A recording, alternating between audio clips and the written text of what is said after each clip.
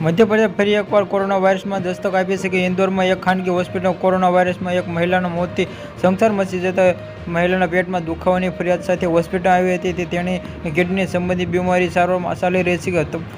તપાસમાં તેને corona positive મળી આવી હતી અને સારવારમાં દરમિયાન કે તેની મૃત્યુ થયું છે. મહિલાના મૃત્યુ બાદ આરોગ્ય વિભાગમાં ખળભળાટ મચી ગઈ છે કે જ્યારે પણ અનેક લોકો કોરોના પોઝિટિવ જોવા મળ્યા છે. કોરોના નામમાં સાંભળતા જ આપણે લોકડાઉનના દિવસો યાદ આવે છે કે જે ભયભીતમાં જીવ જીવતા અને હતા જે એકબીજા અલગ થયા છે. તે ઇન્દોરમાં ફરી એકવાર કોરોના વાયરસમાં સંક્રમિત 2 દર્દીઓને મળી આવે છે કે તેનામાંથી એક યુવાન છે જ્યારે બીજી એક વૃદ્ધ મહિલાઓને ખાનગી હોસ્પિટલમાં દાખલ કરવામાં આવ્યા હતા જે અલગ અલગ રોગોમાંથી કોરોના પોઝિટિવ મહિલાઓમાં એકબીજા ઘણી બીમારીઓ પીડાતા સોમવારે સારવાર દરમિયાન તેનું મોત નીપજ્યું અને યુવકને સારવારમાં ચાલી રહેલા જે યુવકમાં દેવાસનો રહેવાસી જેમાંથી ઇન્દોરમાં મુખ્ય આરોગ્ય તબીબી અધિકારી દેવાસ આરોગ્યમાં વિભાગે માહિતી મોકલી છે કે સંપૂર્ણ ટેસ્ટિંગ માટે આ આરોગ્ય વિભાગમાં કર્મચારીઓ તૈનાતમાં યુવક પરિવારમાં સભ્યોના જે અમુકના લેવામાં નિર્ણય લેવામાં આવ્યો છે કે જે આઈઓસી વોર્ડમાં ખસેડવામાં આવ્યા છે.